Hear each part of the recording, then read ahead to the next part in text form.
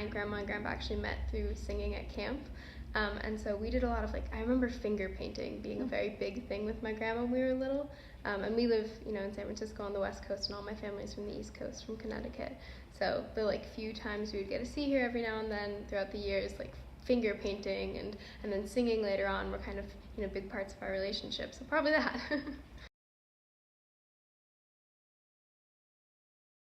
Yeah, so this past summer I had the opportunity to work as a campaign organizing junior fellow at Mass Creative, which is kind of like a version of Youth and Arts. It's an arts advocacy group, but located in Boston where I go to school.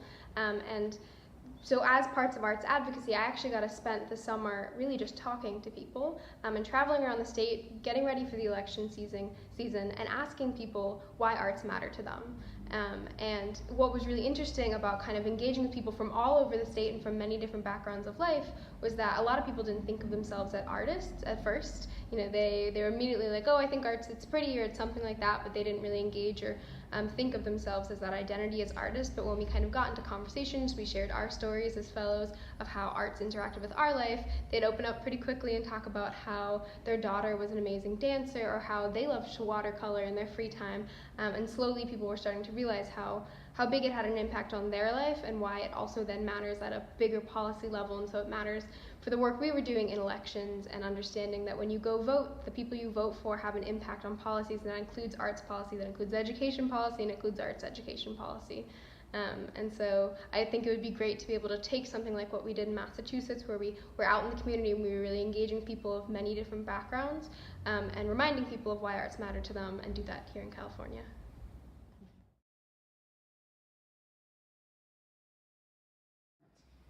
I came to Youth and Arts through Til Dawn. So Til Dawn is Youth and Arts teen a cappella group, and I went to Marin School of the Arts in Novato for my high school education. And there's lots of people at Marin School of the Arts from dating pretty far back who've been involved in Til Dawn. And so when I was about 13, 14, someone told me about the group, and it sounded amazing and super interesting, and I actually got to see them perform because they came to my school, and so I auditioned for them.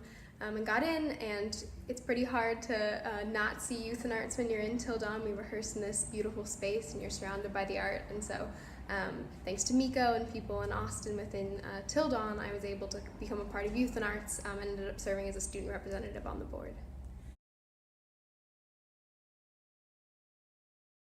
I think exposure to the arts is so important for so many reasons. One of the biggest things for me is that it's a different part of my brain, it often feels like. It's something that I can exercise, maybe my brain, in a way that I wouldn't at school all the time, but in a way that still feels productive and still feels really growing for me. It provides a lot of growth in my life of being able to explore that aspect that sometimes don't get the opportunity to do in traditional schooling. And I also think, the biggest thing for me is community that is created through art. And so Til Dawn and being in a cappella or being in choirs, just being in this greater arts community of Youth and Arts has connected me to so many more people, and not just as choir members, but also as really good friends now, as mentors who's inspired me. And so, yeah, I think it just kind of sparks something in us that we don't always get in other places.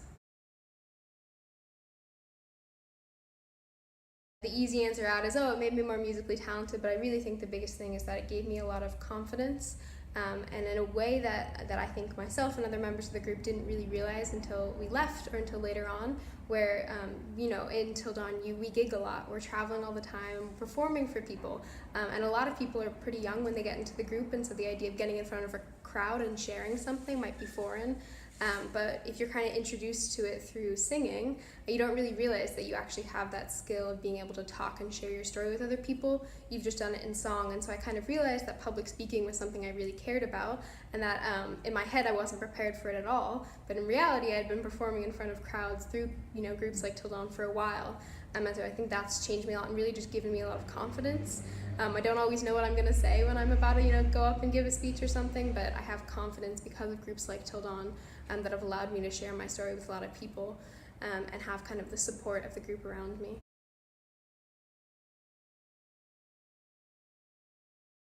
Just that arts really, really matter, and they matter for every single person, and that even if you don't think you're an artist, if you name like 3 things about how arts may or may not have interacted with your life, maybe your kid's life, your community, your neighbor's life, I think you'll see that it's everywhere and all around us.